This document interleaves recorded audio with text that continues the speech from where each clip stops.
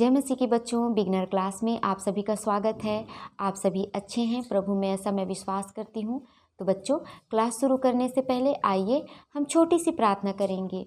आप जहाँ कहीं पर भी हैं, आंखों को बंद कीजिए, घुटनों पर आ जाइए। धन्यवाद करते हैं प्यारे पिता परमेश्वर। प्रभु, हम सभी आपके चरणों के निकट आते हैं पिता। आपकी उपस्थिति को परमेश्वर इस क्लास में हम मांगते हैं। सभी बच्चों को वचन सीखने के लिए पिता बुद्धि और ज्ञान को दीजिए। आपके प्रेम के लिए हम आपका धन्यवाद करते हैं और सारी भलाई के लिए हम आपका धन्यवाद करते हुए यीशु मसीह के नाम से इस दुआ को मांगते हैं, आमीन। तो बच्चों, पिछले क्लास में हमने क्या सीखा था? हाँ बच्चों, पिछले क्लास में हमने इसहाक और रिबेका के विवाह के विषय में सीखा था। अब्राहम ने अपने बेटे इसहाक के लिए एक परमेश्वर के भय मानने वाली लड़की को ढूंढने की जिम्मेदारी अपने दास एलियाजर को देता है। एलियाजर जो सभी दासों में एक वफादार दास था। जब एलियाजर उस नगर में पहुंचता है, तब एलियाजर परमेश्वर से प्रार्थना करता है और निशानी को रखता है कि जब मैं किसी कन्या से पानी मांगूं तो वह केवल मुझे ही नहीं पर मेरे बाद मेरे ऊँटों को भी पानी पिलाएगी करके। हम वचन में देखते हैं कि रिबेका ने उसी प्रकार से उत्तर दिया कि उसने केवल एलियाजर को ही नहीं, एलियाजर के बाद सारे ऊँटों को भी पानी पिलाया। इस प्रकार से जो निशानी एलियाजर ने परमेश्वर के निकट रखा था, वह निशानी पूरा हुआ। फिर एलियाजर ने रिबेका को लेकर अपने देश चला गया। इस प्रकार से इसहाक और रिबेका का विवाह हुआ। पाठ संख्या 4, मूसा सीनै पर्वत पर और 10 आज्ञाएं। Lesson number 4, Moses on Mount Sinai and 10 commandments. पठन भाग निर्गमन अध्याय 19 और 20। Reading portion Exodus chapter 19 and 20। याद करने का वचन है भजन संहिता 119 का 66। मुझे भली विवेक, शक्ति और ज्ञान दे, क्योंकि मैंने तेरी आज्ञाओं का विश्वास किया है। Memory verse Psalm 119 verse 66। Teach me knowledge and good judgement, for I trust your commands. बच्चों, परमेश्वर ने इजरायलियों को गुलामी से छुड़ाने के लिए अपने दास मूसा को भेजा, लेकिन मिस्र के राजा फिरौन ने उन्हें नहीं छोड़ा, जिसके कारण परमेश्वर ने वहाँ पर 10 विपत्तियाँ भेजी। 10वां विपत्ति में मिस्र के सारे पहलौठे मारे गए और मेमने के लहू के द्वारा इजरायलियों के सारे पहलौठे बचाए गए। उसी मेमने के लहू के द्वारा ही इजरायलियों को गुलामी से छुटकारा मिला। ये हमें प्रभु यीशु मसीह के बारे में बताते हैं कि कैसे प्रभु यीशु ने अपना बहुमूल्य लहू उस कलवरी क्रूस पर बहाया, जिसके कारण हमें पापों की गुलामी से छुटकारा मिला। और 10वां विपत्ति के बाद मिस्र के राजा फिरौन ने सारे इजरायलियों को जाने देता है। फिर मिस्र के राजा फिरौन का मन बदल जाता है और वो बड़ी सेना और रथों के साथ इजरायलियों के पीछे जाता है ताकि उनको फिर से मिस्र में लेकर आए। हम वचन में देखते हैं इजरायली लोग अपने सामने बड़ी लाल सागर को देखकर वे डर जाते हैं। तभी आग का खंबा मिस्र की सेना के सामने आती है और उन्हें रास्ते में रोके रहती है। तभी मूसा अपनी लाठी को उठाकर परमेश्वर से प्रार्थना करता है और लाल सागर 2 भागों में बढ़ जाता है और सूखी भूमि दिखाई देती है। सारी इजरायली लोग सूखी भूमि में पार करके समुद्र के उस पार पहुंच जाते हैं और तभी उस लाल सागर में मिस्र की सारी सेना डूबकर नाश हो जाती है।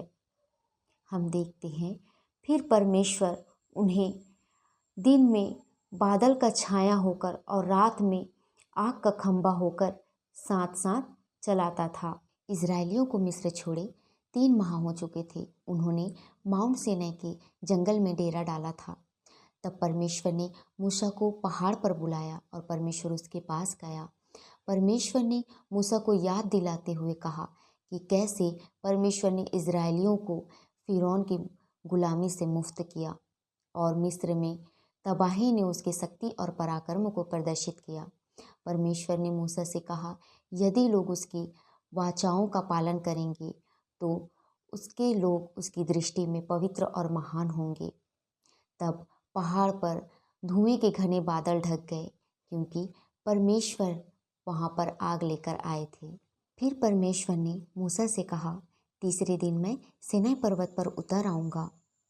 इजरायली लोग पवित्र रहना, अपना वस्त्र धोना और पर्वत को ना छूना, ना ही उसके समीप आना। परमेश्वर ने बाड़ा बनाने की आज्ञा दी, नहीं तो वह मृत्यु दंड का भागी होगा। तीसरे दिन परमेश्वर उस सीनै पर्वत पर उतर आया और केवल मूसा ही परमेश्वर के पास उस पर्वत पर चढ़ा, जहाँ पर परमेश्वर ने मूसा को पट्टियों में अपनी उंगली से लिखकर 10 आज्ञा को दी।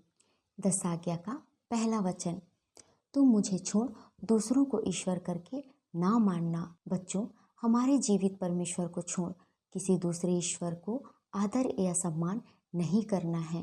ये पाप है। कभी भी हमें मूर्ति के सामने झुकना नहीं है, ना ही उसे दंडवत करना है।